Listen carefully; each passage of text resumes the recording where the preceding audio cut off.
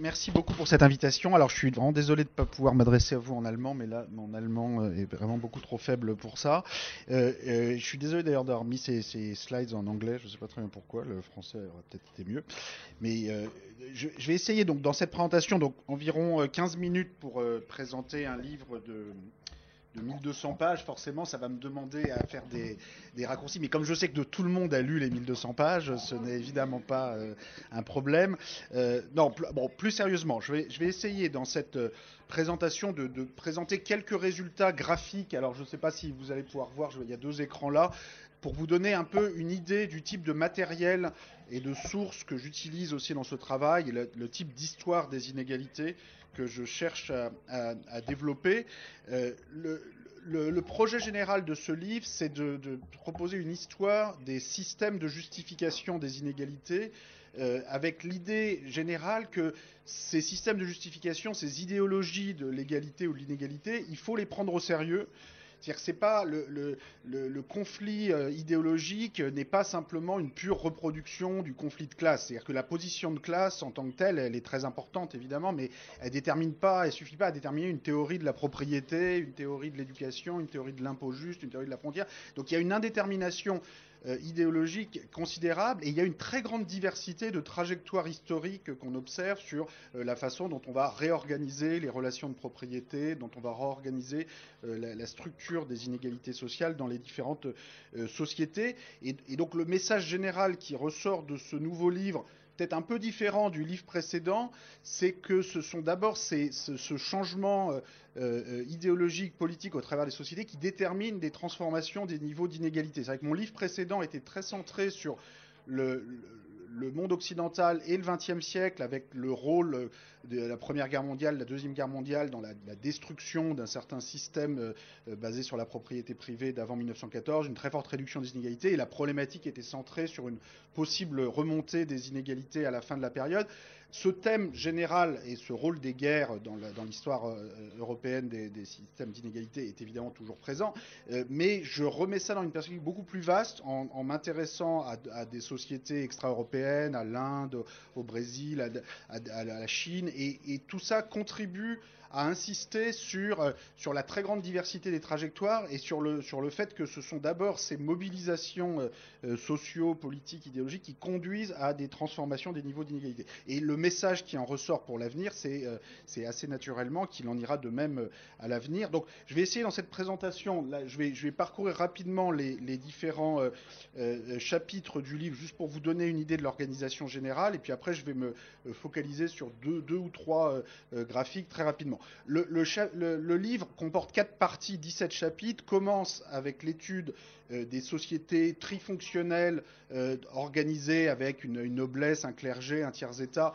leur transformation au cours du XIXe siècle en sociétés de propriétaires, notamment à la suite de la Révolution française, mais j'étudie aussi d'autres trajectoires européennes, en particulier Royaume-Uni, Suède, qui est un cas particulièrement intéressant parce que la Suède est peut-être un des pays sur lequel l'idée d'une théorie culturaliste de l'égalité ou de l'inégalité est aujourd'hui particulièrement présente. En France, en particulier, on aime bien se raconter que c'est une culture suédoise éternelle qui rendrait le pays égalitaire, et d'ailleurs peut-être même excessive, trop regardant avec les ministres et leurs cartes de crédit, etc., etc. Alors qu'en fait, si on regarde l'histoire de la Suède et comment la Suède est devenue égalitaire ou inégalitaire, c'est en fait un processus très récent, et en particulier, je me rendais pas compte à quel point, avant de faire les recherches qui m'ont mené à ce livre, entre 1865 et 1911, vous avez en Suède non seulement un très très fort niveau d'inégalité patrimoniale, mais une structure censitaire dans l'organisation du pouvoir politique qui consiste non seulement à ce que le droit de vote soit réduit aux 20% des contribuables les plus riches, mais ça, bon, c'est classique dans les sociétés censitaires du 19e siècle. Bon, là, ça se poursuit quand même jusqu'en 1911, donc c'est assez tardif, mais ce qui est plus intéressant, c'est que c'est beaucoup plus sophistiqué que ça, c'est-à-dire que dans les 20% les contribuables les plus riches, vous avez entre 1 et 100 droits de vote en fonction du montant de vos propriétés et de vos impôts. Et même aux élections municipales, vous n'avez pas de plafond, donc il n'y a pas de limite au nombre de droits de vote. Et vous avez plusieurs dizaines de municipalités en Suède jusqu'en 1911 où un seul électeur a, de façon parfaitement légale, plus de la moitié des droits de vote, notamment le Premier ministre de l'époque, qui a un compte, comme tous les... Et donc, on voit que ça va quand même très très loin dans la sacralisation de la propriété et le lien entre la propriété et le pouvoir politique. Et si on avait dit à quelqu'un en Suède en 1910 que la Suède allait devenir un modèle égalitaire, bon, c'était pas complètement évident a priori. C'est vraiment une mobilisation sociale, politique très forte, une classe ouvrière en Suède qui est plutôt assez éduquée pour l'époque, qui trouve sans doute que les propriétaires ont poussé leur avantage un peu loin, et va se mobiliser, va imposer le suffrage universel, va prendre le pouvoir en 1932, le conserver pendant 60 ans, et mettre la capacité étatique du pays, la capacité à enregistrer les revenus, les patrimoines, non plus pour distribuer des droits de vote en fonction de ça, mais pour faire payer des impôts progressifs en fonction de ça, et pour financer un système d'éducation, de santé. Et donc j'essaye de montrer avec beaucoup d'autres exemples de trajectoires nationales dans ce livre comment on a ces processus de mobilisation sociale et de transformation idéologique qui permettent des transformations du niveau des inégalités, de la structure des inégalités, toujours beaucoup plus rapides que ce que les élites des différentes sociétés, évidemment, prétendent et qui ont toujours tendance un peu à naturaliser les inégalités, à les présenter comme voilà, permanentes, impossibles à changer, sauf à créer d'immenses malheurs. Et la réalité historique ne montre pas du tout ça. Alors la deuxième partie s'intéresse aux sociétés esclavagistes, qui sont un peu le sommet de l'organisation inégalitaire, et sociétés coloniales.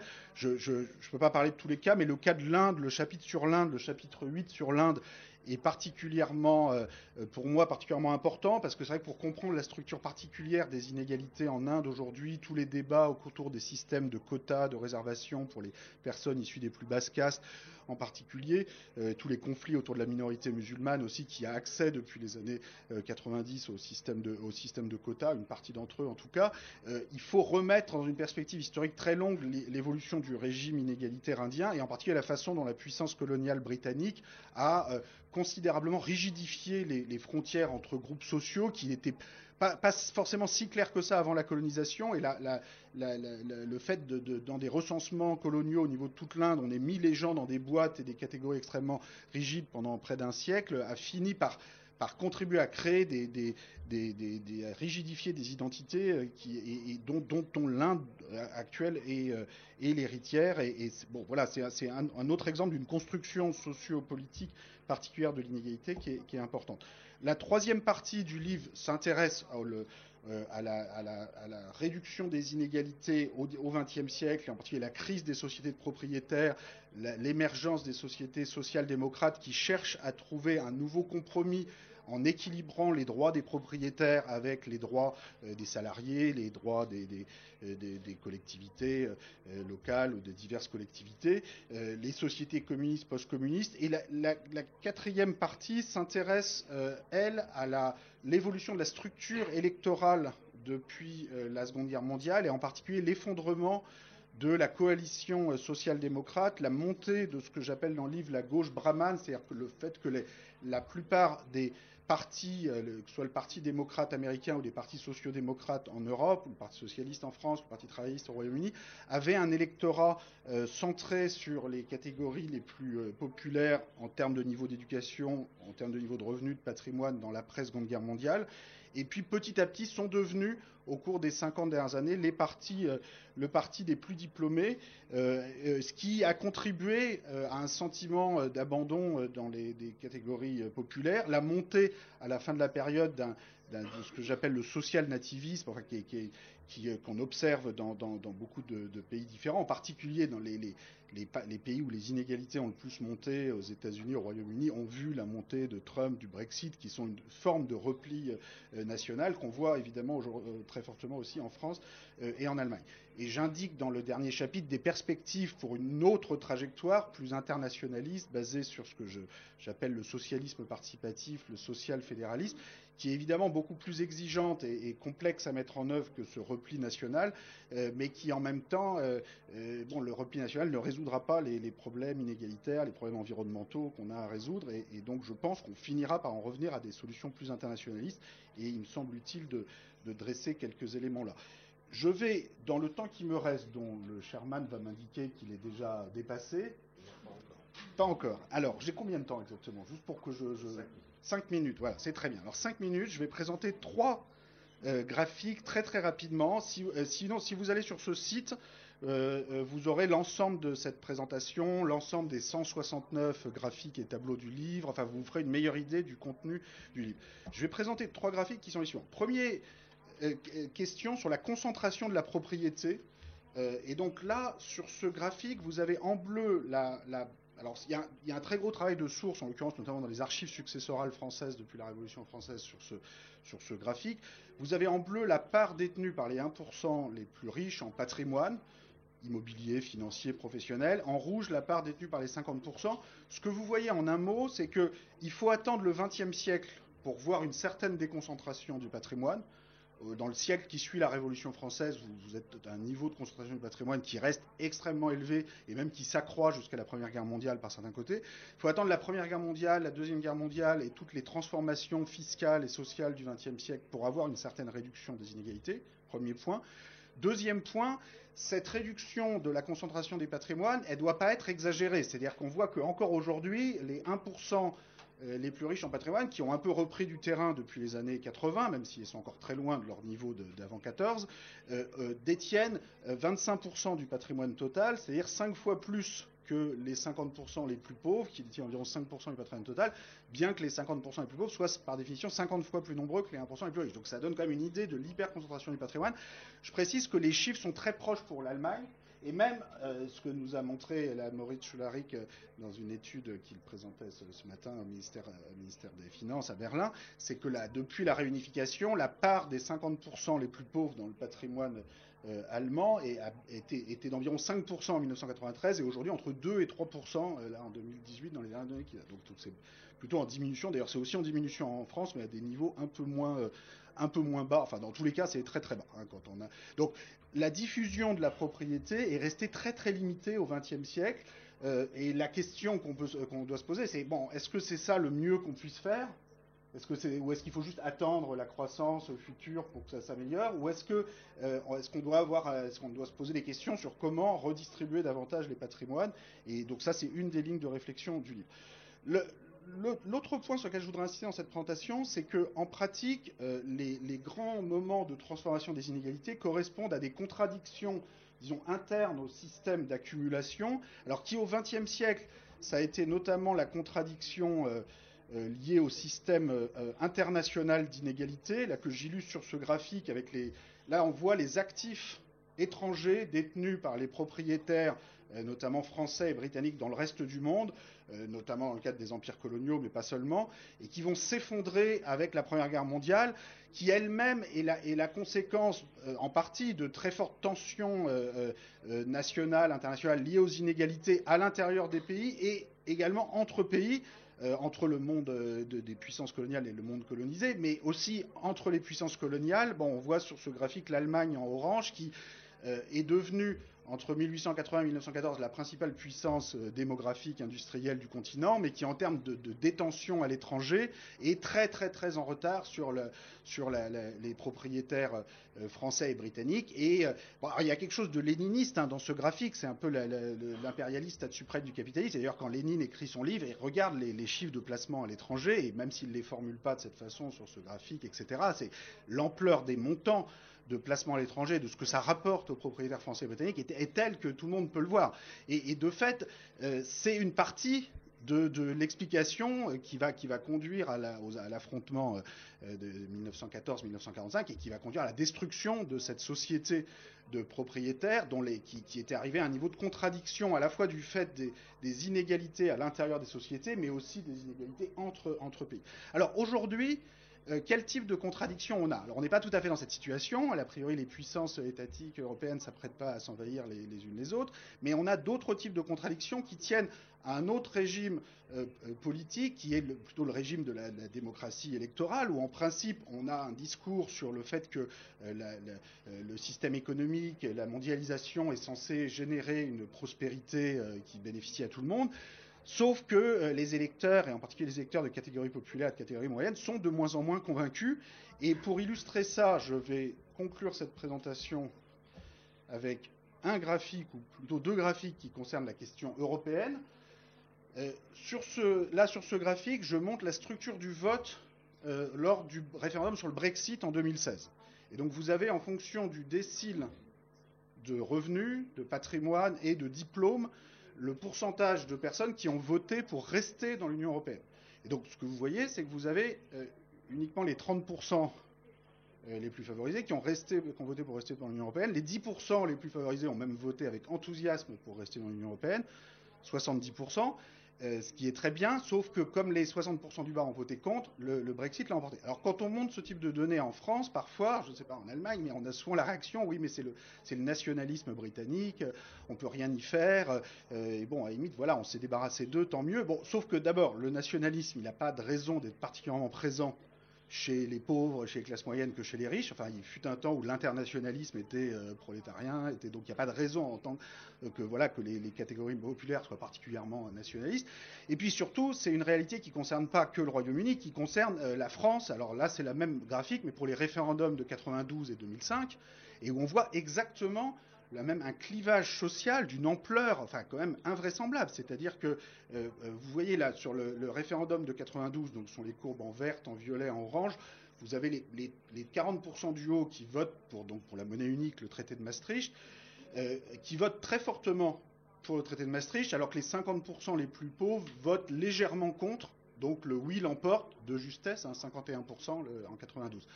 En 2005, là, ça suffit plus parce qu'il n'y a que les 20-30% du haut qui votent pour, les 60% du bas qui votent contre. Donc là, le non l'emporte à 55%.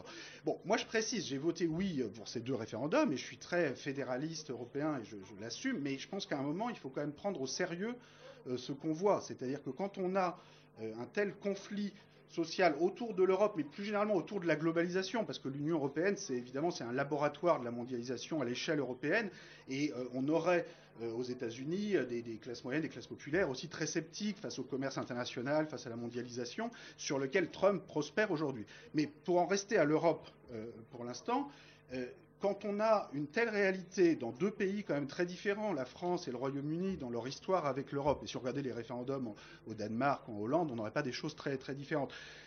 À un demi-siècle d'intervalle, 92, 2005, 2016, l'idée selon laquelle tout ça est une simple incompréhension et qu'il suffit de mieux expliquer ce qu'on fait en Europe pour que tout s'arrange spontanément, je pense est une illusion. C'est-à-dire qu'à un moment, il faut prendre au sérieux le fait que la façon dont on organise actuellement le système économique, la mondialisation, et en particulier dans le cadre européen, c'est-à-dire avec une libre circulation des biens, des services, des capitaux, sans régulation publique, sans fiscalité commune, sans objectif social explicite commun, simplement avec l'idée que la concurrence, la discipline de marché, la compétition va apporter une prospérité partagée, que cette vision qui est portée depuis une trentaine, une quarantaine d'années, de toute évidence n'emporte pas l'adhésion, simplement parce que dans la réalité, de fait, ce sont les groupes disposant des plus hauts niveaux de capital humain, de capital financier, qui bénéficient le plus de cette mobilité, qui parfois mettent en concurrence les États les uns avec les autres. D'ailleurs, c'est souvent utilisé dans le discours politique officiel, en particulier en France 2017.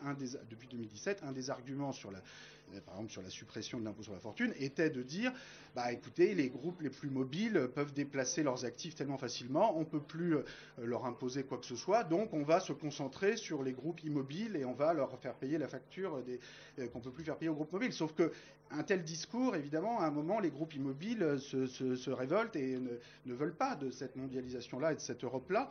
Et donc là, si on n'a pas une réorganisation profonde, genre j'essaye dans le livre de parler d'une perspective sociale fédéraliste qui en gros revient à dire on ne peut pas avoir de libre circulation des biens, des services, des capitaux si cette libre circulation n'est pas mise au service d'objectifs explicites sociaux sur les salaires, sur l'éducation, sur la fiscalité commune, sur la justice économique de façon générale, d'une façon qui soit contraignante et sanctionnable et vérifiable. Et si on n'a pas une rupture assez forte pour essayer de convaincre que l'internationalisme peut aller de pair avec la réduction des inégalités, on va dans un mur et où le discours nationaliste et de repli ne fera qu'être de plus en plus fort.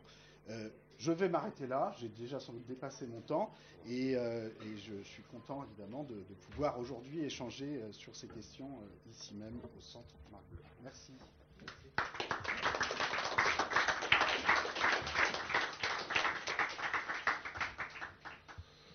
Grand merci. Wir haben vereinbart, dass jeder der Panelisten kurz Stellung nimmt zu dem Buch, ein paar Worte sagt. Als erstes würde ich Heike Wieters dazu einladen, Juniorprofessorin an der HU, Humboldt-Universität für historische Europaforschung und wenn ich das richtig gesehen habe, auch damit beschäftigt mit den Fragen der Beschleunigung und der europäischen Einigung in der zweiten Hälfte des 20. Jahrhunderts, die unter anderem zu der steigenden Ungleichheit innerhalb der verschiedenen Länder geführt hat. Bitte das Wort an Sie. Müssten Sie das Mikro noch... Können Sie mich hören? Ja. Okay, wunderbar. Vielen herzlichen Dank. Ich habe das Buch Kapital und Ideologie wirklich mit großem Gewinn gelesen, aber ich habe es eigentlich als 3 Bücher in einem gelesen. Sozusagen nicht nur aufgrund der Seitenzahl, sondern eben auch, weil es mehrere Sachen gleichzeitig versucht. Es will gleichzeitig ein historisches, ein sozialwissenschaftlich-analytisches und eben aber auch ein politisches Buch sein. Und ich glaube, in dieser Trias, wie auch schon beim Kapital im 21. Jahrhundert, liegt in gewisser Weise ja auch der Charme. Und ich persönlich habe absolut etwas übrig für genau diese Perspektive. Und um es vorweg zu unterstreichen, ich bin von der wirklich super umfangreichen Datensammlung absolut beeindruckt und ich finde, wenn man sich die Grafiken anguckt, dann ist sozusagen die suggestive Kraft dessen, was da präsentiert wird, absolut Wahnsinn und gleichzeitig macht es natürlich auch immer so ein bisschen misstrauisch, wenn man sich sozusagen diese hervorragend aggregierten Daten anguckt, aber dazu möchte ich gleich noch was sagen. Zweitens finde ich es sozusagen sehr bemerkenswert, wie Sie die Kritik am ersten Buch aufgenommen haben und versucht haben, Perspektiven weiterzuentwickeln. Und ich glaube, diese Art von Selbstreflexivität und Bereitschaft zur Kooperation, auch mit anderen Wissenschaftlern und Wissenschaftlern, macht gute Wissenschaft aus. Und ich finde, das sieht man diesem Buch beim Lesen absolut an. Und drittens finde ich auch viele der konkreten Vorschläge, die Sie im letzten Teil präsentieren, absolut bedenkenswert. Manche finde ich auch gar nicht so gut, aber das ist gar nicht der Punkt, denn ich habe den Eindruck, dass es dem Autor eben genau um die Diskussion der Ideen geht. Denn da, wo nicht gestritten wird um politische Forderungen und Ideen, gibt es eben keine politische Partizipation und dann ist was faul und auch in dieser Einschätzung stimme ich dem Autor absolut zu. Nichtsdestotrotz gibt es Punkte, die ich kritisieren würde und das werde ich jetzt auch einfach tun. Ich möchte 3 zentrale Punkte anbringen, die ich diskussionswürdig finde zumindest. Der erste Punkt betrifft, und hier spricht so ein bisschen die Historiker, den Gebrauch der Geschichte, für den sie sich im Buch entschieden haben. Natürlich kann man auch sagen, naja, da hat die Historikerin jetzt Beißreflexe, ja, dass die Ökonomen jetzt auch einfach anfangen, die historischen Quellen zu benutzen und zu interpretieren. Und das mag vielleicht auch sein. Aber ich bin dann bei der Lektüre doch zu dem Ergebnis gekommen, dass wir am Ende, gerade wenn es um die Interpretation von sozusagen derart vielschichtigen historischen Prozessen, riesenhaften Zeiträumen, institutionellen Konfigurationen und Ideen gibt, am Ende wahrscheinlich alle Amateure sind. Von daher würde ich sozusagen Ihnen genauso wie allen Historikerinnen und Historikern absolut zusprechen, in die Geschichte zu blicken und damit zu arbeiten. Ich hatte aber bei der Lektüre des Buches manchmal das Gefühl, dass ich vielleicht ein bisschen vorsichtiger gewesen wäre, gerade aufgrund des von Ihnen gewählten Zeitraumes und des Anspruchs, globale Perspektiven und Trends in den Blick zu nehmen. Und vor allem damit vorsichtiger wäre ich gewesen, sozusagen die Geschichte so eindeutig als Lehrmeisterin für die Gegenwart heranzuziehen. Sie sind in dem Buch sehr vorsichtig damit, allzu offensichtliche Kausalketten und teleologische Verbindungen zwischen gestern und heute aufzustellen und das ist absolut sichtbar und gut. Allerdings glaube ich, dass ich aus der Perspektivierung und aus der Fokussierung der Vergangenheit auf gegenwärtige Probleme sozusagen die Situation ergibt, dass wir Vergangenes eben nicht immer in seiner eigenen Zeitlichkeit und in seiner historischen Besonderheit würdigen können, ergibt. Und in gewisser Weise sozusagen erscheint Geschichte dann immer als Vorgeschichte dessen, was ist. Und darüber hinaus, und das ist da sozusagen hat eine Verbindung zu diesem Punkt, gibt es eine weitere Herausforderung, die ich aus der Lektüre mitgenommen habe. Ich habe in Kapital und Ideologie immer wieder so ein bisschen die Tendenz gesehen, in allem und sozusagen zu allen Zeiten und an allen Orten ähnliche Strukturen zu finden. Also allgemeine Muster, Trends und Machtkonfigurationen, die uns eben dabei helfen sollen, die Geschichte, die Gegenwart besser zu verstehen. Begriff wäre jetzt die trifunktionalen Gesellschaften oder sozusagen die Bildung von Eliten, ja, brahmanische Elite ist ein Begriff, den Sie viel benutzen, oder Wirtschaftseliten und so weiter. Und diese Begriffe oder diese Konzepte tauchen fast an allen Orten und in allen Regionen zu allen Zeiten immer mal wieder auf. Und ich finde es eigentlich ja sehr sinnvoll, nicht immer im Klein-Klein zu verharren und sozusagen Phänomene auch so ein bisschen zu synthetisieren und sie zu fokussieren. Aber ich hatte eben doch den Eindruck, dass sozusagen die von Ihnen gewählte Vogelperspektive, also viele Jahrhunderte, alle Kontinente, Länder und Regionen, sehr verschiedene politische Regime und sozusagen diverse Akteursgruppen, dass diese Vogelperspektive es fast nicht mehr zulässt, nach genuiner Unterschiedlichkeit, nach Andersartigkeit und sozusagen historischem Wandel in seiner Spezifik zu gucken. Und sozusagen, ich sehe so ein bisschen die Gefahr, dass weniger der geschichtliche Prozesse selbst, sondern so eher so etwas wie abstrakte Modelle oder historische Vignetten entstehen, die dann dafür genutzt werden, um das Heute zu erklären und politische Forderungen für die Gegenwart und Zukunft zu legitimieren. Und das sozusagen finde ich in Ordnung, aber das ist was mir bei der Lektüre aufgefallen ist und wo ich dachte, da könnte man drüber diskutieren. Ich habe noch einen zweiten Punkt, der eigentlich eher eine Frage ist. Und zwar hatte ich bei der Lektüre tatsächlich ein wenig Schwierigkeiten zu verstehen, was genau Sie unter Ideologie verstehen und wie sich Ideologien von Ideen unterscheiden. Das ist wirklich eine offene Frage für mich, aber ich habe mich gefragt, sind Ideologien Bündeln von Ideen? Sind es sozusagen einfach Diskurse oder erfordern Ideologien konkrete und identifizierbare Praktiken oder gar Institutionen, die sie stützen? Also kurz, was ist eine Ideologie und wie wird sie zu einer historisch relevanten Kraft?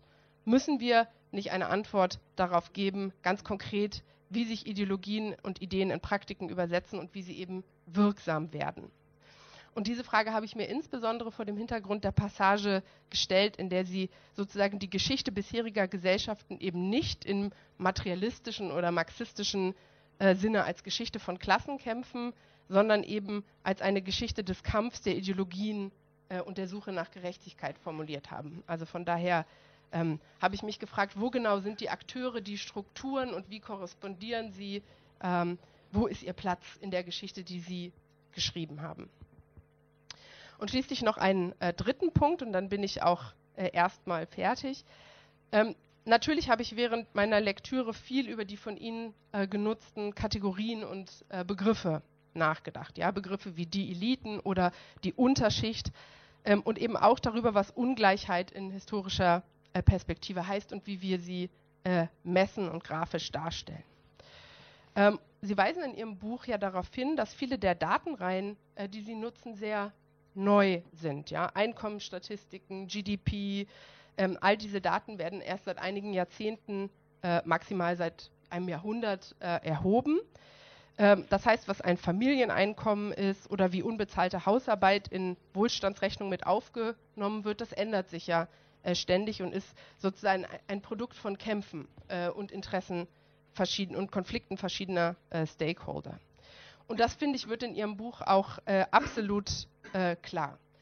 Dennoch ist es natürlich so, dass sich durch die Darstellung und die Benutzung bestimmter Begriffe und Kategorien gewisse Naturalisierungseffekte in der Darstellung nicht so richtig vermeiden lassen.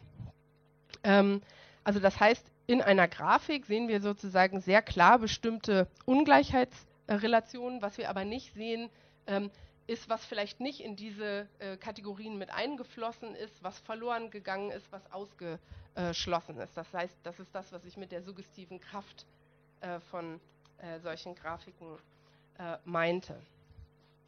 Und ich habe sozusagen ein Beispiel, an dem ich persönlich mich gestoßen habe und wo ich mich gefragt habe, ob es vor allem eine Frage der Übersetzung ist. Ich habe tatsächlich ein bisschen Anstoß am Gebrauch des Begriffes der Unterschicht genommen. Denn in Deutschland hat tatsächlich die Vorsilbe unter fast immer so einen normativen und auch eine abwertende Konnotation. Und sozusagen mit dem Begriff der Unterschicht wird trotz der vorgenommenen Differenzierung, ja, nach Bildungsgrad, nach ökonomischem Einkommen und so weiter, trotzdem in gewisser Weise eine homogene Gruppe konstruiert. Und sozusagen mit diesem Begriff wird gearbeitet und der hat dann natürlich auch eine gewisse Wirkmächtigkeit. Natürlich können wir über bestimmte Sachen nicht reden, wenn wir sie nicht auf Begriffe bringen, aber gerade bei diesem Konstrukt oder diesem Begriff der Unterschicht habe ich tatsächlich irgendwie ein Problem gesehen. Ein letzter Kommentar betrifft vielleicht den Umgang insgesamt mit dem Begriff der Ungleichheit. Ich glaube, dass wir uns heute hier einigermaßen oder vielleicht sozusagen immerhin im Streit auf irgendetwas einigen können, das wir unter Ungleichheit verstehen und wir können uns darauf einigen, mittels welcher Parameter wir sie messen. Und das haben Sie, finde ich, sehr beeindruckend offengelegt, welche Parameter Sie für die Messung von Ungleichheit anlegen. Allerdings haben historische Arbeiten über Ungleichheit gerade auf der Mikroebene gezeigt, über Gerechtigkeitsvorstellungen und Gerechtigkeitspraktiken, sowie über so etwas wie moralische Ökonomien. Diese Arbeiten zeigen etwa, dass Einkommens- oder Bildungsungleichheiten, die wir vielleicht heute besonders betonen würden und die wir eben zurückprojizieren, wie das in dem Buch beispielsweise passiert. Also es wird versucht, mittels Daten sozusagen diese Perspektive in die Vergangenheit zurück zu projizieren. Und ich würde aber sagen, dass viele Arbeiten eben zeigen, dass unsere Vorstellung von Ungleichheit und unsere Kategorien eben nicht immer überall gleich wichtig gewesen sind, wenn es um den Umgang mit Ungleichheit geht. Ich würde also so etwas insgesamt betonen wollen, dass Ungleichheiten legitimierende Narrative und vor allem alltägliche Praktiken manchmal doch vielfältiger und vielleicht auch kleinteiliger waren, als das im Einzelnen aus dem großen Narrativ des Buches hervorgeht. Das ist, und das will ich betonen, überhaupt keine Fundamentalkritik, aber es ist eben doch eine Anmerkung, die mir wichtig wäre. Und entsprechend wäre sozusagen ein Bogen zu meinem ersten Punkt schlagen, vielleicht mein Fazit, dass es absolut legitim ist und vor allem, was meine Lektüre von Kapital und Ideologie angeht, auch wirklich anregend, die Vergangenheit aus heutiger Perspektive zum Sprechen zu bringen.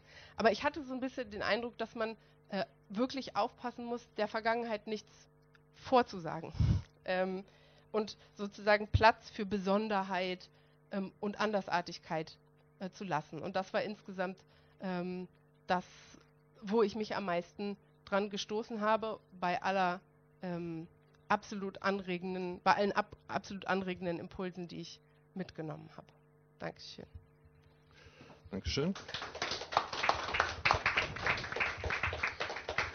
Als nächstes würde ich Sie gerne bitten, Benedikt Zimmermann. Wir machen die erste Runde dann Professoren für Soziologie an der ÖSS, École des Études en Sciences Sociales, und Fellow am Wissenschaftskolleg in Berlin.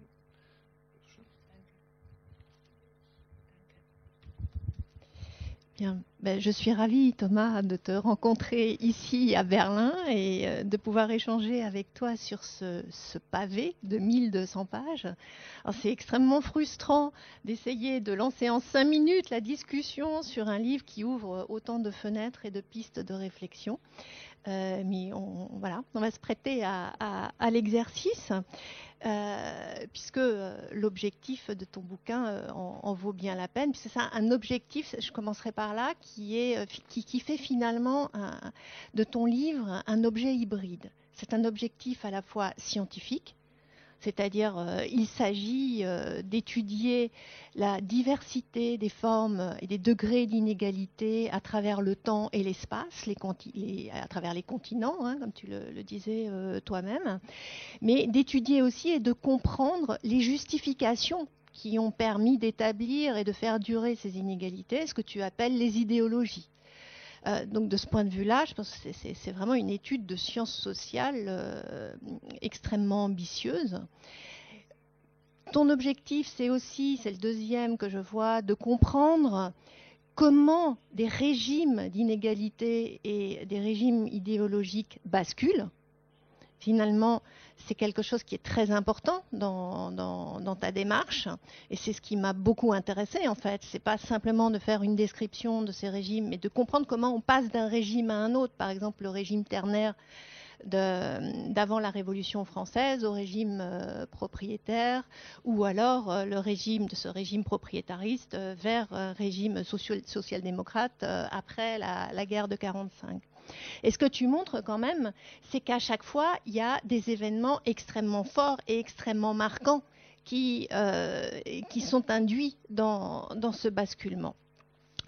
Et troisième objectif, là, on arrive sur une autre épistémologie d'une certaine manière. Le troisième objectif consiste de manière programmatique à proposer des solutions pour combattre les inégalités et en tout cas éviter qu'elles ne cessent d'augmenter. Alors, et pour ça, tu essaies de tirer des enseignements du passé. Alors, je rejoins un petit peu Heike dans sa réflexion sur la manière dont tu mobilises l'histoire. Moi, en fait, j'ai lu ta façon de mobiliser l'histoire outillée par une conviction profonde. Et cette conviction profonde, c'est que les idéologies et les inégalités les inégalités plutôt ne sont pas simplement économiques et technologiques, elles sont idéologiques et politiques. Et c'est un peu ce que moi j'ai interprété comme ta clé de lecture, mais aussi d'écriture de l'histoire. C'est-à-dire que c'est avec cette clé-là que tu te plonges dans l'histoire. Alors c'est aussi cette clé-là qui fait de ton livre un livre extrêmement optimiste, plein d'espoir. Et c'est quelque chose que j'ai apprécié. Parce que qu'est-ce que tu nous dis dans cette dernière partie, même déjà dans les parties historiques, c'est que les inégalités ne sont pas une fatalité et qu'avec un peu d'audace et de volontarisme politique, on peut agir sur les inégalités. Et ça, je pense que c'est quelque chose d'extrêmement intéressant dans ton livre. Mais quand on regarde les trois parties historiques, en fait, on se demande si le constat que tu dresses dans ces parties sert véritablement la cause que tu veux défendre et l'optimisme qui est le tien lorsque tu développes ce programme dans la dernière partie. Parce que finalement, qu'est-ce qu'on voit dans les trois premières parties ? C'est une présence inexorable des inégalités sous différentes formes. Et quand on arrive à les réduire d'une certaine manière, elles remontent ailleurs et d'une autre façon. Donc en fait, est-ce qu'on ne pourrait pas aussi de ces trois premières parties faire une lecture extrêmement pessimiste, à la fois du passé et de l'avenir ? Est-ce qu'on ne pourrait pas en conclure qu'en fait les inégalités sont inéluctables et que même avec la meilleure volonté, on n'arriverait pas à les combattre. Et alors, pour soutenir cette thèse de l'inéluctabilité, je voudrais me référer à Georg Simmel, qui, en fait, il affirme que la soif de pouvoir et la soif de domination est un trait anthropologique de l'être humain. Et il reproche au socialisme et à l'anarchisme de faire abstraction de ce trait anthropologique, et il prédit la faillite de ces deux idéologies parce que, précisément, l'être humain est anthropologiquement dominateur. Bon, ça, c'est ce que nous dit Zimmel, et je voulais savoir ce que tu pensais de cette mise en garde de Zimmel. Alors, avant de poursuivre dans les questions, je voudrais souligner encore d'autres points de force que je vois dans ton travail et qui me paraissent extrêmement importants. Le premier, c'est la façon dont tu thématises les inégalités dans une perspective multidimensionnelle, et tout particulièrement en croisant la notion de frontière et celle de propriété. Et ça, je trouve que c'est extrêmement puissant dans ton bouquin, parce que de croiser la frontière, en l'occurrence la frontière nationale, et la propriété, en l'occurrence la propriété individuelle, te permet non seulement de montrer comment les inégalités se sont structurées, mais aussi comment elles évoluent et comment elles basculent. Et c'est particulièrement évident dans ton analyse de la transformation, la restructuration du jeu politique et électoral, lorsque tu montres à l'aide de ce croisement entre les deux dimensions, comment en fait on passe dans de nombreux pays d'une structuration du jeu politique bipolaire entre la gauche et la droite à une structuration en fait en 4 quarts qui est beaucoup plus complexe et beaucoup plus instable. Et ça, j'ai trouvé ça très éclairant aussi pour réfléchir au futur et pour réfléchir à des solutions pour restabiliser d'une certaine manière le jeu politique.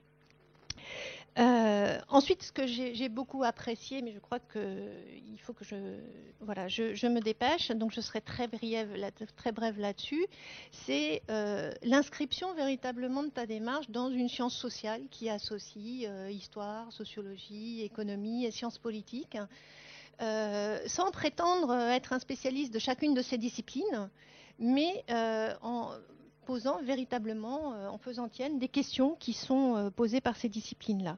J'ai trouvé que c'était réussi et que c'est un défi qui n'est pas évident à relever. Et je trouve que c'est quelque chose que tu fais très bien, même si on peut toujours discuter évidemment sur les limites de l'exercice. De même, le positionnement intercontinental que tu adoptes, je trouve que c'est une véritable prouesse. Parce que sur un sujet tel que celui-ci, les inégalités que tu envisages sous de multiples facettes. C'est pas seulement le revenu, c'est le patrimoine, ce sont les inégalités, ce sont les inégalités d'éducation, les inégalités dans la participation politique. Introduire autant de pays dans l'analyse, c'est quand même quelque chose qui mérite d'être salué parce que c'est extrêmement compliqué à faire. Alors j'en viens maintenant à mes questions. J'en ai beaucoup, mais je me limiterai à 2 questions dans un deuxième temps. J'espère que j'aurai le temps de revenir éventuellement plus tard à d'autres questions. La première question a trait au statut de la thèse que tu défends dans ton livre.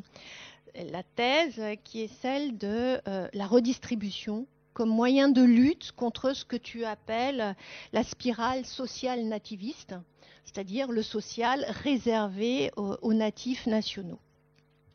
Et d'ailleurs, au fond, ce qui est intéressant, c'est que cette thèse sociale nativiste, elle fait écho à une thèse redistributive qui était, à une démarche redistributive qui a été mise en place dans le cadre de l'État social en réponse à une spirale sociale internationaliste qui était celle du 19e siècle et du 18e siècle en fait.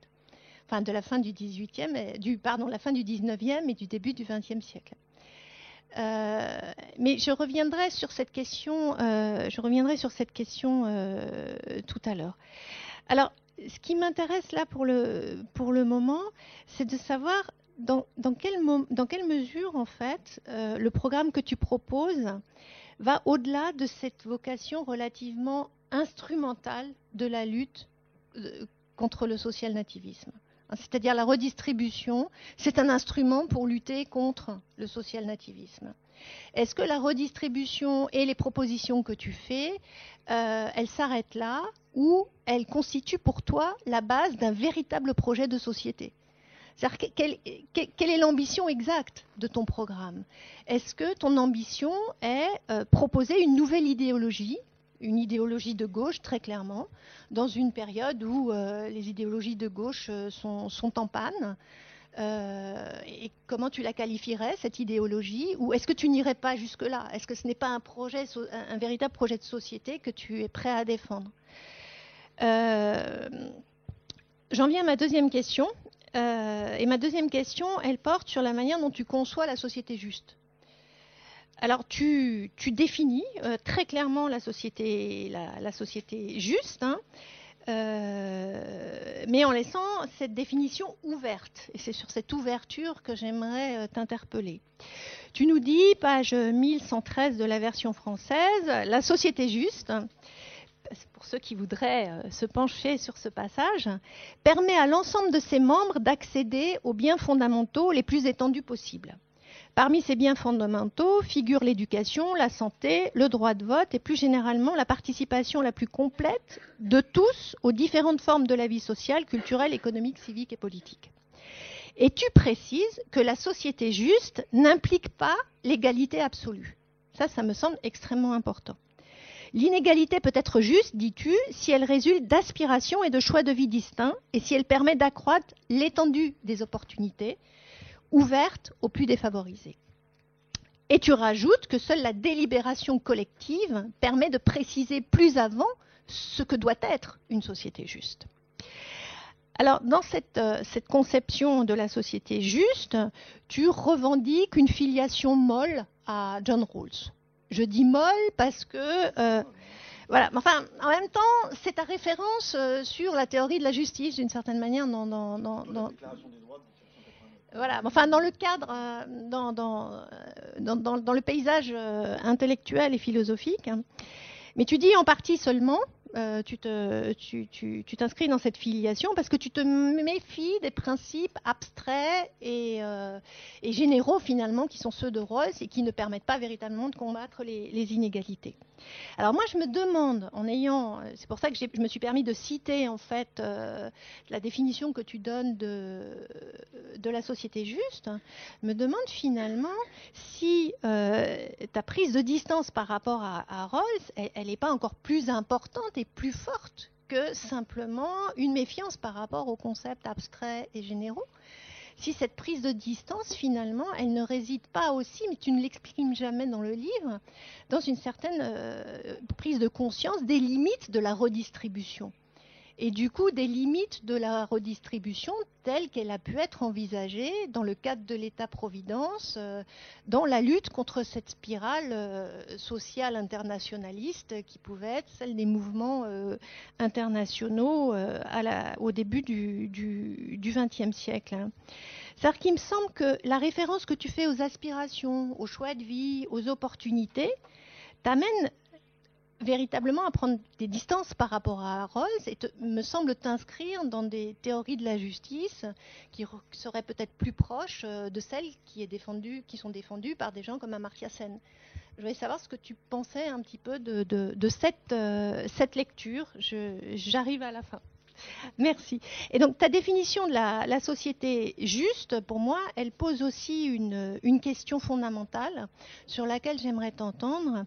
C'est la question du principe de justice au fondement de cette société. Visiblement, ce n'est pas l'égalité, puisqu'une société juste, tu nous dis, peut être inégalitaire. Ce n'est pas le mérite non plus. Est-ce que c'est la liberté? Peut-être pas non plus. Est-ce que c'est la capacité d'agir? Est-ce que c'est autre chose? Voilà, c'est une question ouverte. Et puis, juste en 2 mots, dans ta conclusion, tu pastiches une citation de Marx et Engels, puisque tu dis que enfin ton pastiche, c'est que l'histoire de toute société est l'histoire de la lutte des classes, tu le transformes, l'histoire de toute société et l'histoire de la lutte des idéologies. Bon, ça mériterait discussion, je pense. Mais moi, je voudrais te proposer un autre pastiche de Danton. Il nous faut de l'audace, encore de l'audace, toujours de l'audace, et les inégalités nous vaincront. Je voudrais savoir comment tu te positionnes par rapport à ça. Merci. Bon, je crois que c'est le défi d'un bouquin qui couvre l'histoire, la sociologie, l'économie, de trouver des commentaires de tous les bords. Je pense qu'on rajoute un autre, Henrik Enderlein, den wir nicht vorstellen müssen hier in den Räumen, erst recht nicht. Präsident der Hertie School, Direktor des Jacques Delors Centers und Professor für politische Ökonomie und damit derjenige, der das Ganze noch um ökonomische Kommentare erweitern wird. Vielen Dank, Thomas. Ich werde nur 2 Sätze zum Lob auf Deutsch sagen und dann meine Fragen auf Französisch formulieren. Das Lob brauchst du nicht in allen Dimensionen zu verstehen. Es ist ein großartiges Buch. Es ist ein vielschichtiges Buch. Es macht ungeheuer viel Spaß, durch die Seiten zu gehen, und jetzt solltest du nicht zuhören und der Verlag auch nicht. Man muss auch nicht wirklich alles im Detail lesen. Es ist ein so ausführliches Konstrukt auf den fast 300 Seiten, dass es teilweise auch die Möglichkeit dem Leser gibt, mal etwas zu überblättern, vor allem im Anfangsteil zu den historischen Teilen. Man findet dann immer wieder Schmuckstücke drin, man macht es wieder auf, man liest weiter, man sieht Tabellen. Da, wo man sehr genau lesen muss, und das will ich betonen, ist der Anfang, die Einleitung allein hat 67 Seiten und dann der ganze Schluss, wo die Gedanken von Thomas Piketty plastisch herauskommen und wo man auch wirklich versteht, warum dieses Buch geschrieben werden musste. Und das ist ein Dank, et maintenant je passe au français, parce que le remerciement, je le fais en français. Il faut remercier Thomas Piketty d'écrire un livre. Vous ne vous rendez pas compte à quel point en économie aujourd'hui, c'est devenu rare d'écrire des livres, non pas pour des ventes faciles que tel ou tel prix Nobel réalise tout simplement en écrivant des petits bouquins, mais ça c'est une vraie œuvre. Et ça c'est devenu très rare, notamment en économie. Il faut vraiment remercier Thomas de l'avoir fait. Alors, c'est quoi comme livre? Vous avez déjà entendu une perspective historique, une perspective que je qualifierais de peut-être sociologique, sociétale, histoire des idées. Moi, j'ai lu le livre en tant que chercheur ou quelqu'un intéressé en économie politique, et je préfère le mot anglais, political economy, parce que l'économie politique française, ça décrit aussi la science économique en tant que telle. C'est un livre qui est vraiment à cheval entre ces deux disciplines-là. Et mes commentaires vont aller dans le sens de justement l'aspect économique, l'aspect politique, et puis je dirais quelques mots sur l'Europe, parce que c'est un aspect qui est aussi très important dans le livre. Tout d'abord, sur le livre en général, c'est un livre radical et c'est un livre utopique. Et tout ça, c'est très bien. Heike l'a déjà mentionné, radical dans le sens... radical veut dire, dans la racine du mot, on pose des questions sur les structures mêmes des choses. Et c'est ce que fait Thomas. C'est pas radical dans le sens extrémiste, mais il pose vraiment des questions sur des contextes qui nous entourent et pose la question, est-ce que ça doit forcément être comme ça, ou est-ce qu'on peut changer? Ça, c'est l'aspect radical. L'aspect utopique, c'est clairement, mais si on fait autrement, pourquoi on ne ferait pas comme ça? Et ça, c'est à la fois, Heike l'a mentionné aussi, c'est des moments où on est en désaccord total parfois, et parfois on se dit, mais peut-être c'est intéressant cette idée. Et c'est ça la force des utopies. On sait que ce n'est pas directement réalisable, mais ça crée une discussion, un débat de fond qui est très important. Alors, pour parler du fond, 2 aspects, et puis l'Europe, tout d'abord sur la première partie, le capital. Et c'est l'aspect économique. Un économiste qui lit ce livre doit, je crois, poser une question qui est le rôle de la croissance dans le livre. Et je sais que le mot inégalité est très populaire, notamment à gauche. Le mot croissance, aujourd'hui, a mauvaise presse, en quelque sorte. On ne l'aime pas à cause du climat, la croissance, c'est pas bien. Mais la croissance, c'est ce qui crée le bien-être de chaque être humain. Si on applique cette logique économique-là et on construit le triangle classique, à savoir, il y a la croissance, il y a le bien-être et l'inégalité, il faut savoir où on se positionne dans ce triangle. Ce que le livre fait, c'est que très, très correctement, il met l'aspect central où il met en avance le débat sur les inégalités matérielles. La croissance n'apparaît pas vraiment comme quelque chose qui fait avancer le bien-être de chacun au fil du temps.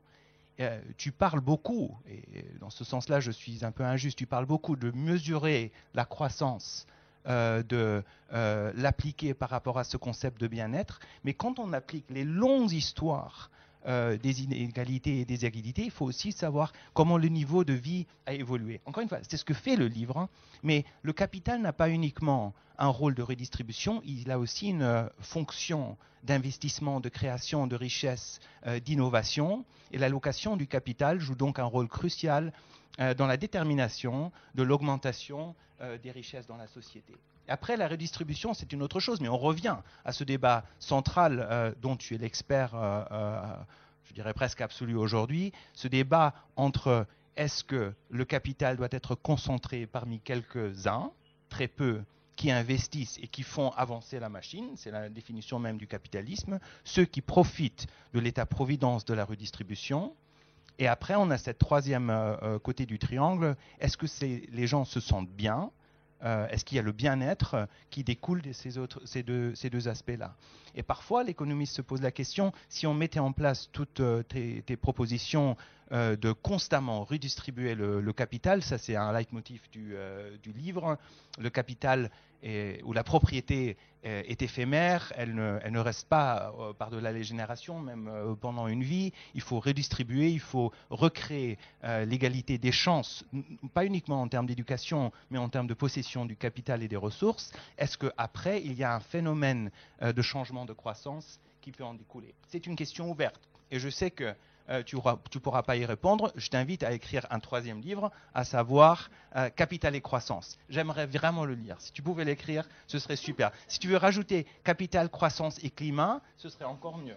Parce que je crois que c'est le sujet aujourd'hui fondamental, à savoir est-ce que la croissance peut continuer et sinon, quelles sont les implications pour la redistribution. Donc ça, c'est l'aspect économique. Sur l'aspect politique, brièvement, là, je le dis tout de suite, je veux aussi un deuxième livre, ou un troisième, ou un quatrième, sur idéologie et institutions. Et c'est quelque chose que Heike a également évoqué, toi aussi Bénédicte. Il y a une question entre les formations discursives, si j'ose dire, donc quel est le discours dans une société, l'articulation en politique et les institutions. Les institutions, c'est la politique figée. Et ce que tu fais dans le livre beaucoup, c'est que tu critiques les institutions actuelles comme comme quelque chose qui exprime un certain type de politique dépassée ou que tu critiques par l'idéologie. Et tu vois aujourd'hui que les institutions sont là, on ne peut plus les changer, tu proposes de les changer, j'y viens, mais tu dis c'est figé. Et c'est pour ça que cette tendance généralisée vers les inégalités continue et ne change pas. La proposition, notamment dans la dernière partie du livre, c'est de dire, du coup, changeons à la fois de politique, ou essayons de modifier l'approche politique, mais également changeons les institutions. Donc créons une manière beaucoup plus participative des citoyens pour changer à travers ce cadre institutionnel, la politique et donc la manière dont on redistribue les ressources. C'est une approche correcte, mais on peut quand même poser la question, pourquoi ça ne marche pas dans le cadre institutionnel actuel? Nous avons, par exemple, et là je viens au dernier point en parlant de l'Europe, nous avons un Parlement européen. Ce Parlement est directement élu. Tu considères dans le livre que ce Parlement ne fait pas exactement ce qu'il doit faire. Tu expliques pourquoi, parce qu'il y a les États-nations qui bloquent tout, il y a les États membres de l'Union européenne qui ne sont pas d'accord. Mais ce Parlement-là, tu proposes de le remplacer par un autre schéma qui serait un mélange entre parlementaires européens et parlementaires nationaux, ce qui peut s'envisager. La question que je me pose, pourquoi est-ce qu'il faut changer les institutions pour arriver à un objectif politique? C'est pas comme ça que fonctionne en général la démocratie. Ce serait plutôt l'autre approche, à savoir il faut changer l'approche discursive, il faut changer le débat politique et après utiliser le cadre institutionnel actuel pour parvenir aux objectifs qui sont les nôtres. Et donc là, il y a pour moi, notamment au niveau européen, un aspect qui n'est pas tout à fait clair. Je ne vois pas comment ce changement du cadre institutionnel peut aboutir à un changement plus fondamental de la redistribution ou des inégalités telles que tu le préconises par rapport à ça au niveau européen. Donc en conclusion, on le sent là.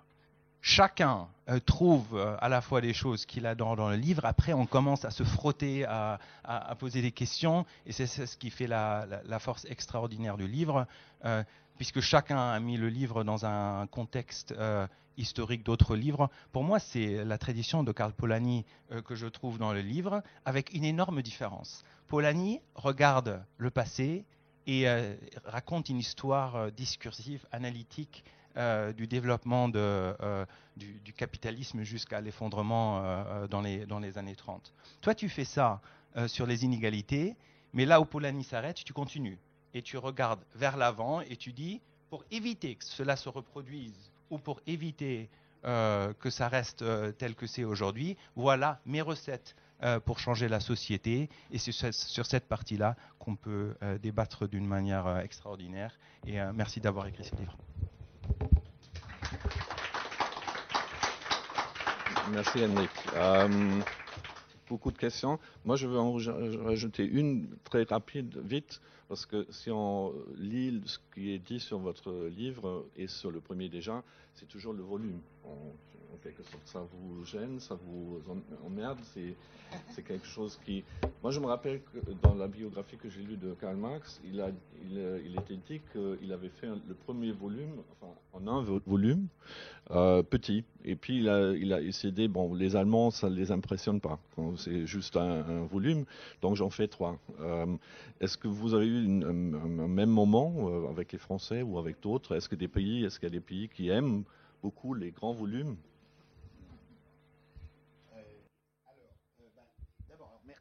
Merci pour toutes ces questions. Moi, c'est vraiment comme ça que j'apprends, c'est comme ça que je transforme mes réflexions et tous les débats auxquels j'ai pu participer à la suite de mon premier livre, le livre précédent, Le Capital au XXIe siècle, ça m'a énormément appris, ça m'a permis de mieux réaliser toutes les limitations de mon travail. Et comme tu le disais tout à l'heure, j'essaye de répondre à ça, et donc il va en être de même cette fois-ci. Et donc voilà, merci pour tous ces éléments, tout ça va beaucoup m'aider.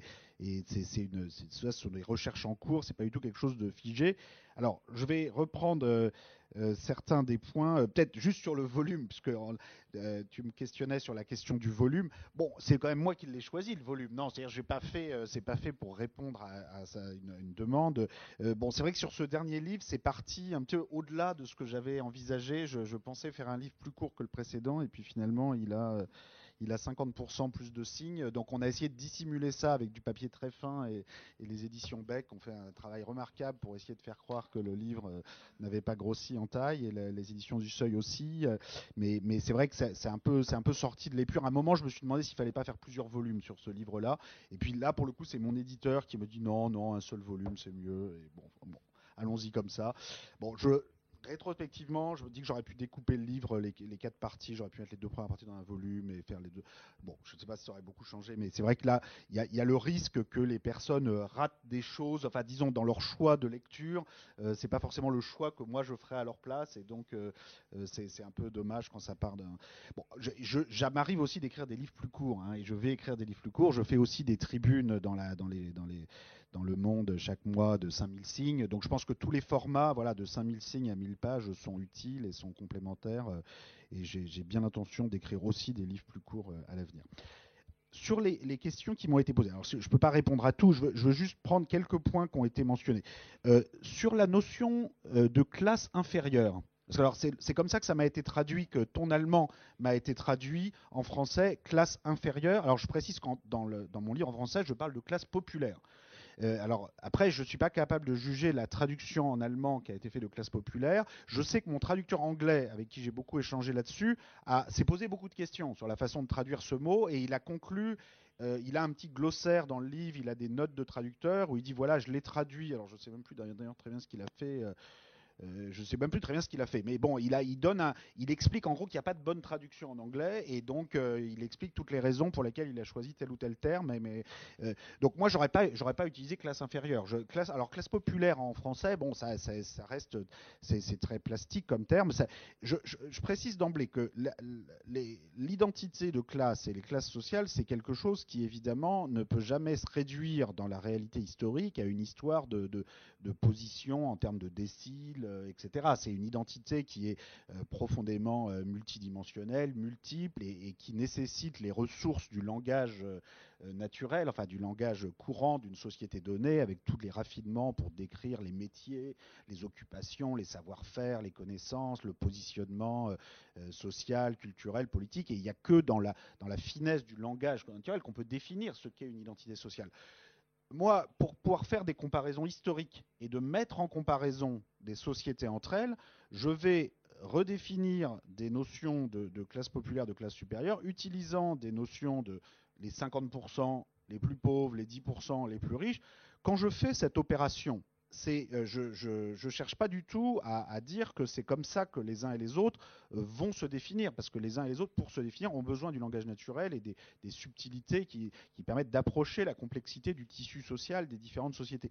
Néanmoins, ce langage des déciles, des 50% les plus hauts, des 10% les plus riches, je pense est utile pour plusieurs raisons. D'abord parce qu'il permet de comparer des sociétés entre elles qui, très souvent, n'ont pas envie de se comparer entre elles, c'est-à-dire que se considèrent comme uniques et incomparables les unes les autres. Et c'est vrai que quelque part, chaque société est unique et incomparable les autres, parce que le régime légal, le régime en particulier qui définit le droit de propriété, les droits des propriétaires, les droits des non-propriétaires, est toujours propre à chaque société. Et donc comparer la part des 10% dans le patrimoine total en France en 1800 et en 2010, il y a quelque chose de complètement artificiel.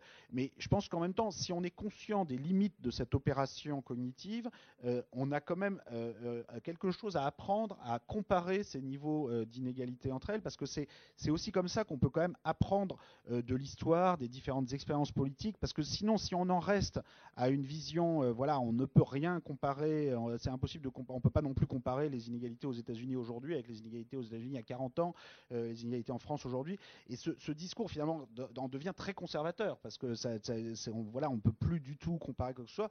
Or, dans l'histoire, ce type de comparaison et ce type de quantification de l'inégalité sociale a joué un rôle émancipateur, non seulement, alors c'est pas seulement que ça permet aux chercheurs en sciences sociales d'écrire des livres et de faire des comparaisons, c'est que les sociétés elles-mêmes ont pu développer, par exemple, des notions de justice, de justice, par exemple, face à l'impôt. Quand vous êtes dans un système fiscal d'ancien régime où vous avez un système par répartition et non par quotité, c'est-à-dire où vous fixez des grandes masses d'impôts par province à charge pour le fermier général ou le collecteur d'impôts de répartir ça. Bon, bah, vous avez beaucoup de pouvoir pour les élites locales qui vont tirer leur épingle du jeu. Et ce que vous avez à la fin, voilà, et ce que vous avez à la fin. Et la construction d'un impôt de quotité avec des notions de revenus, d'héritage, de propriété, de barème d'imposition, de taux d'imposition, c'est à la fois toujours une opération de simplification de la réalité sociale qui ne peut jamais, c'est jamais complètement comparable, les revenus des uns des autres, la propriété des uns des autres, parce que les réalités sont tellement multidimensionnelles, sont tellement différentes suivant les secteurs d'activité, les professions, que vouloir comparer le revenu d'un agriculteur au revenu d'un salarié, ce sera toujours quelque part une opération artificielle. Et en même temps, c'est la seule façon d'accepter que les uns et les autres acceptent quand même de voir si on peut essayer de construire collectivement une norme de justice et une norme de justice fiscale où les uns et les autres acceptent quand même un peu de se comparer les uns aux autres et d'avoir des taux d'imposition permettant de définir un objectif de justice. Si on n'a pas ça, alors on tombe quand même dans un monde très, très nihiliste où il n'y a plus de possibilité de construction d'une norme de justice. Donc je pense que voilà, il y a à la fois, moi j'essaye d'être conscient des limites considérable de ces opérations de quantification et de montrer toute la construction sociale de ces catégories, de ces sources, et en même temps leur pouvoir émancipateur à certaines conditions. Je vais essayer d'être plus court sur les différentes questions, parce que sinon je vais prendre très longtemps. Alors, Bénédicte, tu mentionnais, tu me posais non, il y a une première question que tu m'as posée concernant Simmel. Est-ce que l'être humain est éternellement dominateur et les inégalités ne seraient-elles pas inexorables? Et est-ce que tu pêcherais pas par excès d'optimisme?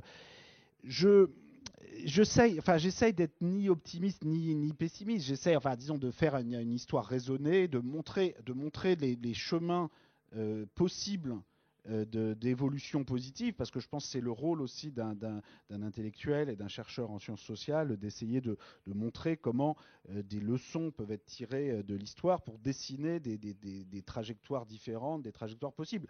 Après, si tu me poses la question, est-ce que je pense que les choses vont se passer paisiblement à la suite d'un débat au Centre Marc Bloch et que tout va se mettre en place, un social-fédéralisme parfait en Europe, un socialisme participatif dans le monde, ma réponse courte est non, je n'y crois pas. C'est-à-dire, je pense que, et d'ailleurs, les réponses, je pense, sont en partie dans le livre. C'est-à-dire que ce que j'essaye de montrer dans le livre, c'est que tous ces changements historiques, comme tu le disais toi-même, se font dans des crises, dans des moments souvent de très fortes tensions, et ces crises vont continuer, qui vont être des crises sociales, des crises environnementales, des crises sanitaires, des crises financières, des moments où les contradictions du régime précédent s'exprime.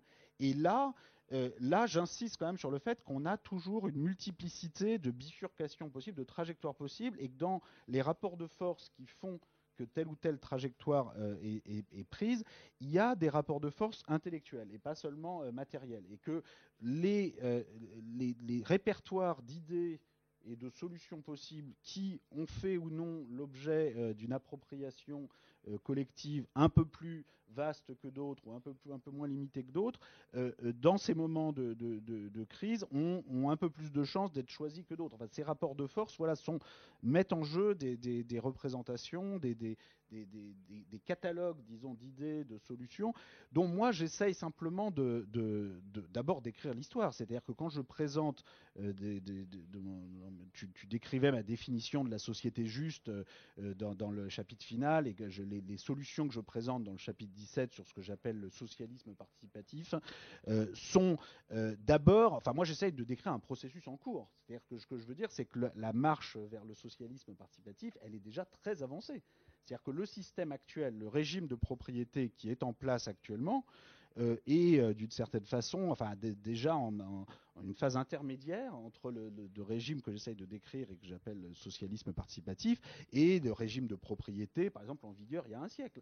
Le régime de propriété en vigueur il y a un siècle, c'est un régime où un propriétaire d'un immeuble à Paris ou à Berlin peut modifier le loyer unilatéralement, peut mettre dehors son locataire immédiatement, ou un actionnaire d'une entreprise peut virer son salarié unilatéralement. Enfin, on est aujourd'hui sur les constructions de relations entre propriétaires et locataires et salariés qui n'ont à peu près rien à voir dans les droits des uns et des autres avec ceux d'il y a un siècle. Il faut quand même mesurer l'ampleur des transformations. Et donc moi, quand je présente des évolutions possibles, elles se situent dans la lignée de ces évolutions et de propositions qui sont faites de part et d'autre. Parce que le changement historique, il ne va pas s'arrêter là, et il est en cours. Et je pense que c'est important que les chercheurs en sciences sociales se positionne aussi par rapport à ces changements en cours, parce que c'est trop. Moi, je regrette beaucoup parfois que les historiens, les sociologues, parfois les politistes, laissent aux économistes le soin de se jeter dans la mêlée et de participer au débat, parce que sur le débat européen en particulier, le fait d'avoir presque exclusivement des économistes qui viennent nous parler de la crise de la zone euro, de la crise de la dette publique, ça conduit à renforcer des positions extrêmement conservatrices. Alors, en particulier chez les économistes allemands, que personne ne se sent visé, mais c'est aussi vrai chez les économistes français, parce que des économistes vont avoir tendance structurellement à regarder uniquement le passé très récent, à partir du principe que des dettes doivent toujours être remboursées, etc. Sauf que dès qu'on prend un peu de recul historique sur ces questions, et on aurait besoin de plus d'historiens, de sociologues, de politistes, de rentrer dans ce débat, parce que le détour par l'histoire, par exemple, sur cette question de dette publique, permet de voir qu'il y a toute une diversité de trajectoires trajectoire historique permettant de régler des problèmes de dette publique. Donc l'Allemagne, après la Seconde Guerre mondiale, avait plus de 200% du revenu national en dette publique et a décidé collectivement, enfin l'État allemand et les personnes qui étaient en charge de cette question ont décidé de ne pas rembourser cette dette et plus précisément de mettre en place un système d'imposition exceptionnelle sur les plus hauts patrimoines immobiliers financiers. Alors dans le cadre d'un système où il s'agissait aussi de compenser des personnes qui revenaient des territoires de l'Est et qu'il s'agissait de compenser en termes de patrimoine. Donc il y a toute une conjoncture qui conduit à la remise en cause d'une certaine forme de sacralisation de la propriété qui avait cours avant 1914.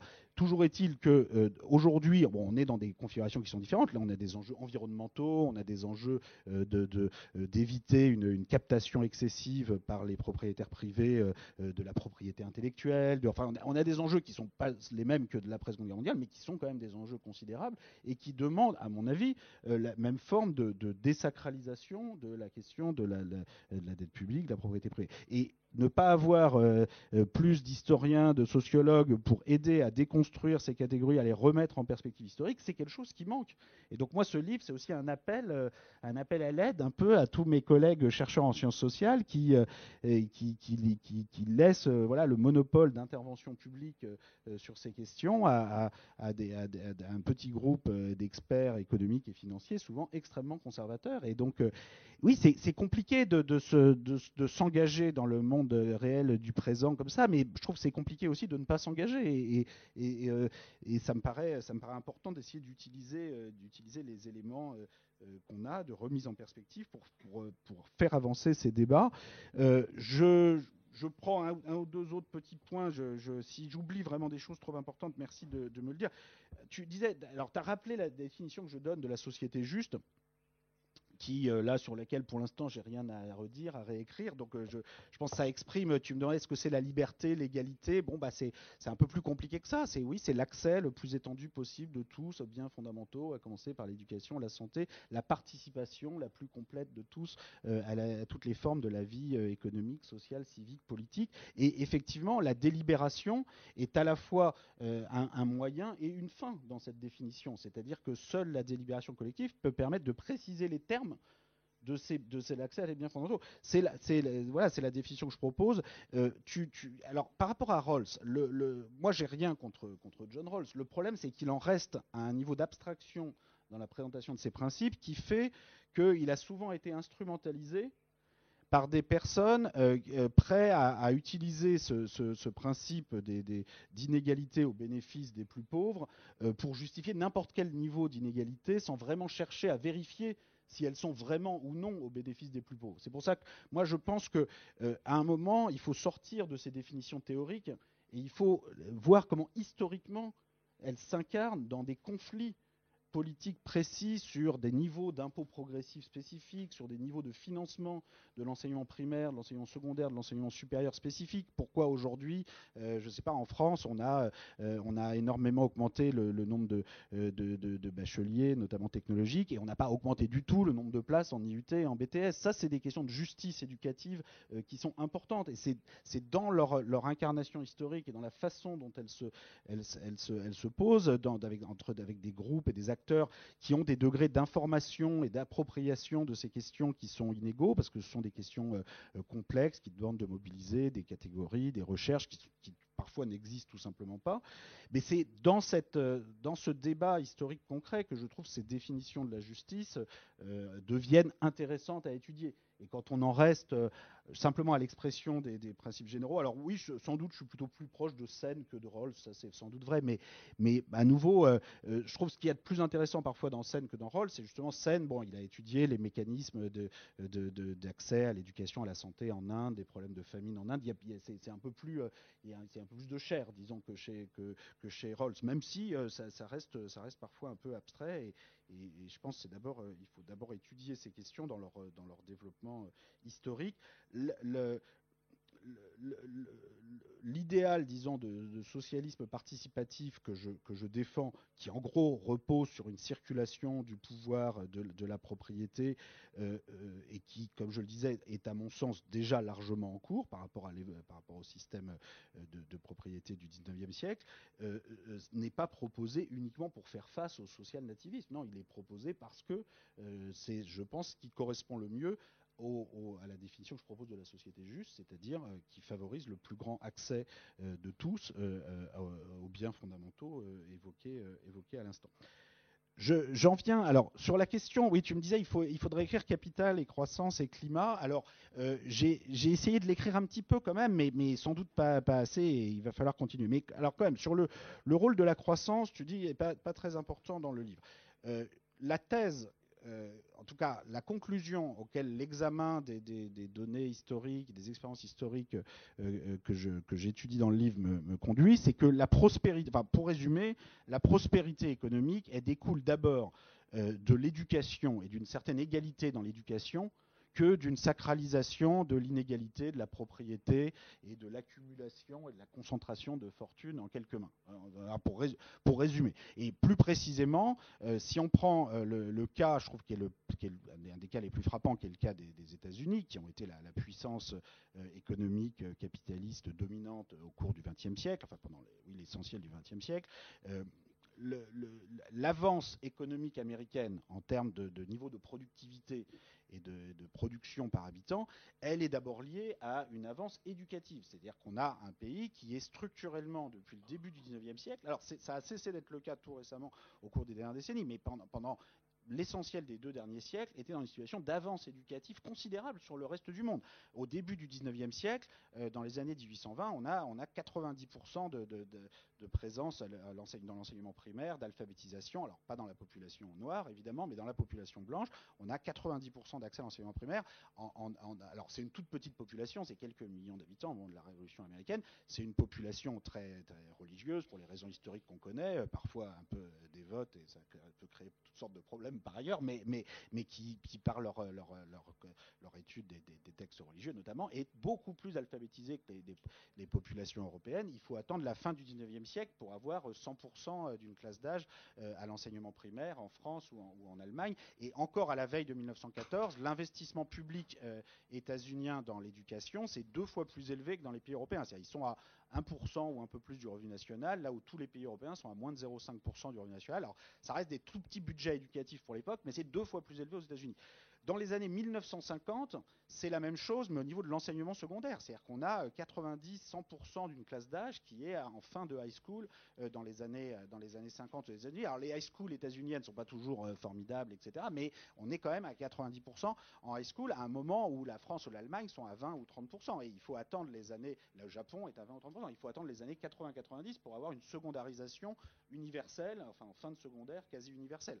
Donc il y a une avance éducative historique des États-Unis qui est, dans toutes les analyses qu'on peut mener, à mon avis, le facteur numéro 1 qui explique pourquoi on a un niveau de productivité, de prospérité économique aux États-Unis. En particulier, la façon dont le Royaume-Uni a été dépassé à partir du moment où on est rentré de la première révolution industrielle, qui était plutôt plus intensive en main-d'œuvre moins formée, la deuxième révolution industrielle qui demande une main-d'œuvre qui peut quand même lire des manuels pour des machines, qui peut avoir un minimum de compétences techniques. Et là, on a les États-Unis et à un certain degré l'Allemagne et la Suède qui dépassent complètement le Royaume-Uni parce que le Royaume-Uni est dans un système éducatif complètement sclérosé, inégalitaire, qui d'ailleurs, je mentionne sur toute la construction de l'idéologie méritocratique. Moi, il y a un livre dont je connaissais la référence depuis longtemps, mais que j'avais jamais lu avant ce premier livre, qui est le livre de Michael Young, sociologue britannique, qui écrit en 1958 The Rise of the Meritocracy, qui est un incroyable roman d'anticipation où en fait, donc Michael Young était un sociologue très proche du Parti travailliste, qui avait participé en 1945 à la création du National Health Service par le Parti travailliste, et qui écrit dans les années 50 ce livre pour mettre en garde ses amis travaillistes de la trop grande stratification du système éducatif britannique et du fait que ses amis travaillistes ne prennent pas assez en compte l'égalité éducative. Et donc il écrit ce livre où il prédit l'évolution du Royaume-Uni dans les années 1970, 1980, 1990. Le livre s'arrête en 2022, au moment d'une insurrection populiste au Royaume-Uni, où le sociologue enquêteur lui-même se fait égorger par la foule en délire, et le livre s'arrête là. Bon. Mais avant qu'on en arrive là, à partir des années 70-80, il y a une scission au sein du Parti travailliste.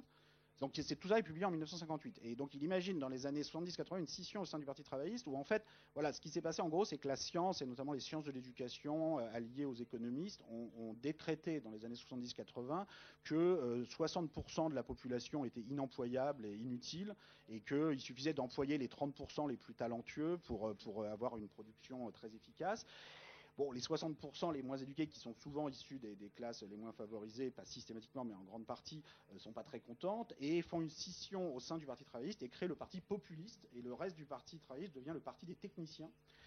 Et alors, ce que Michael Young, c'est un livre très drôle, hein, c'est très très drôle la façon dont il raconte ça, mais ce qui est incroyable, c'est comment il a été d'une certaine façon dépassé par la réalité, puisque le Parti travailliste, à partir des années 90-2000, on en vient à la gauche brahmane, se met à faire des plus hauts scores, non seulement parmi les techniciens, mais même parmi les diplômés d'Oxbridge et les diplômés de l'enseignement supérieur, des plus hauts scores que le Parti conservateur. Parce que là, pour le coup, même Michael Young, qui pour la petite histoire finira nommé à la Chambre des Lords, donc c'est aussi la double ironie à la fin de l'histoire, mais Michael Young n'avait pas été jusqu'à prédire que le Parti travailliste dépasserait le Parti conservateur chez les diplômés du supérieur.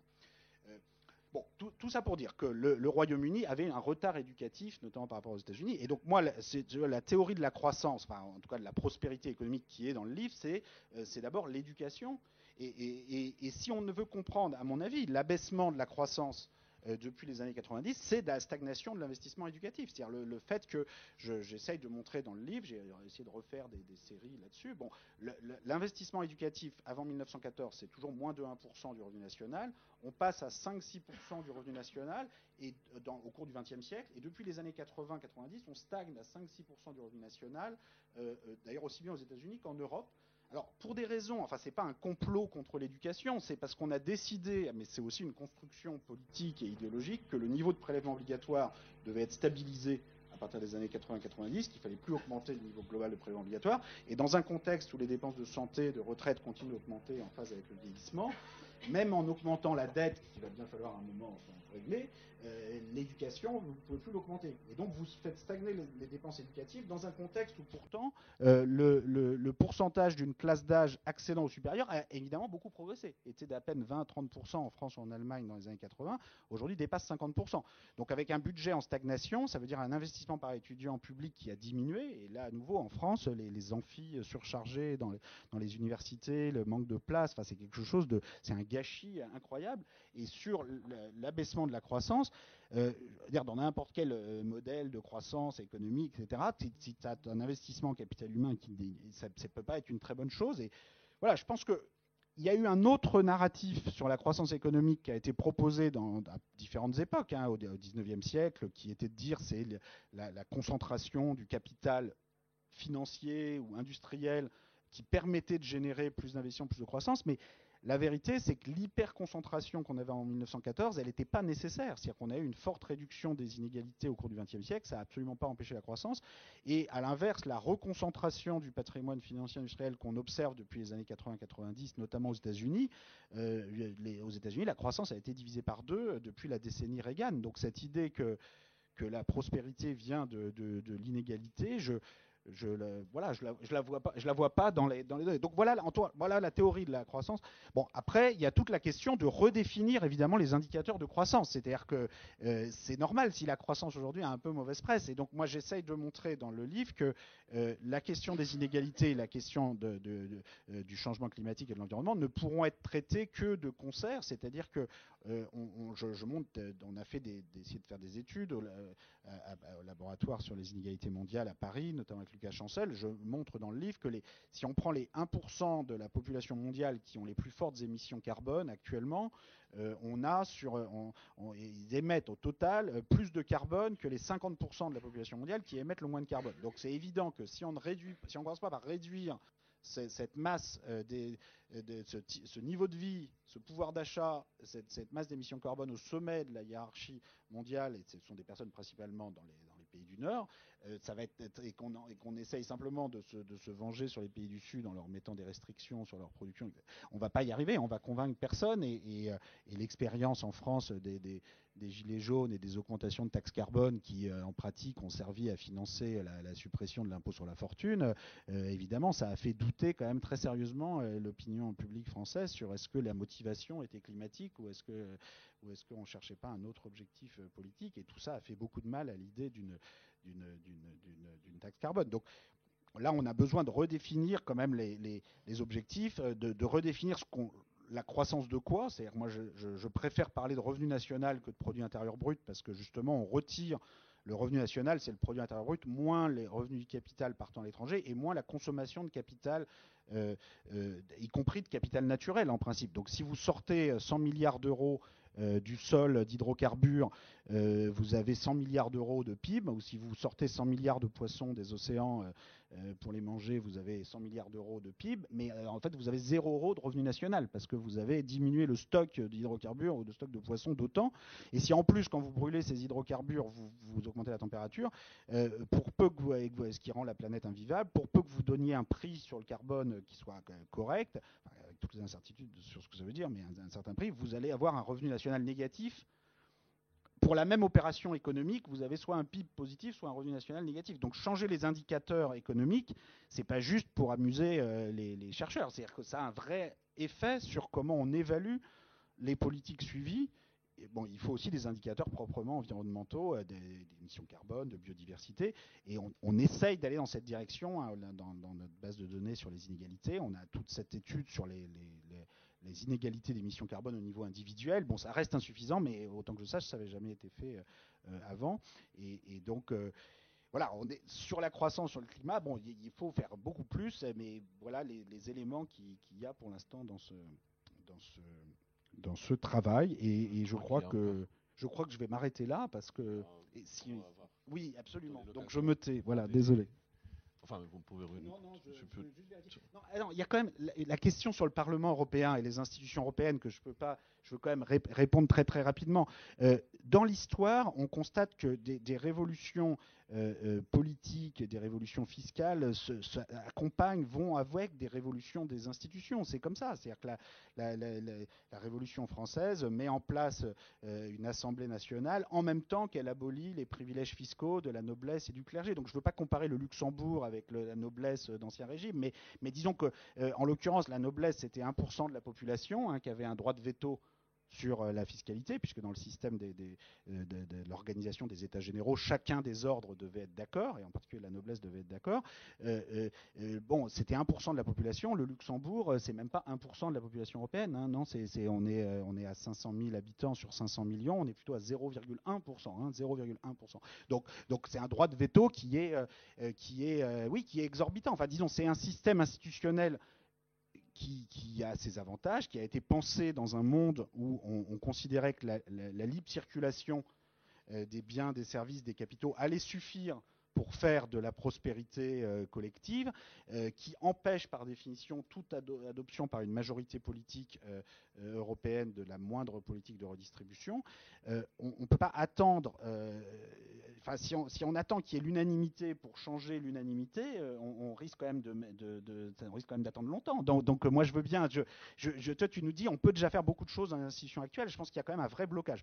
Et par ailleurs, et je m'arrête là, les solutions ne sont pas si compliquées que ça.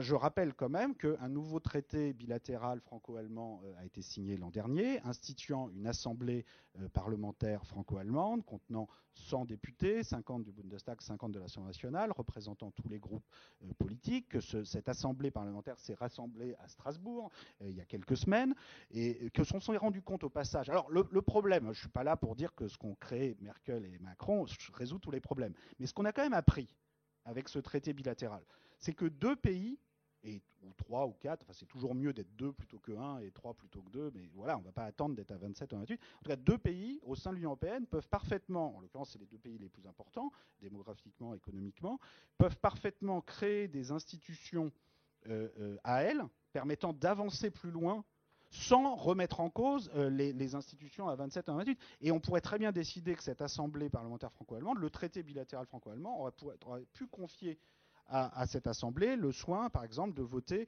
un impôt commun sur les profits des grandes sociétés multinationales au-delà d'un certain seuil.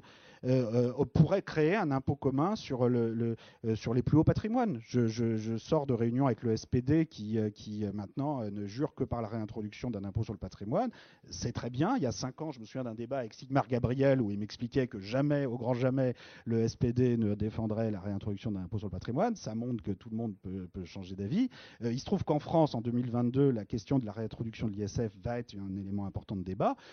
On peut penser qu'une assemblée parlementaire franco-allemande avec des majorités politiques différentes puisse utiliser cette assemblée commune pour, peut-être pas forcément voter tout de suite un impôt commun sur les plus hautes fortunes franco-allemands, quoique pourquoi pas, mais en tout cas coordonner très fortement entre les deux pays de telles actions.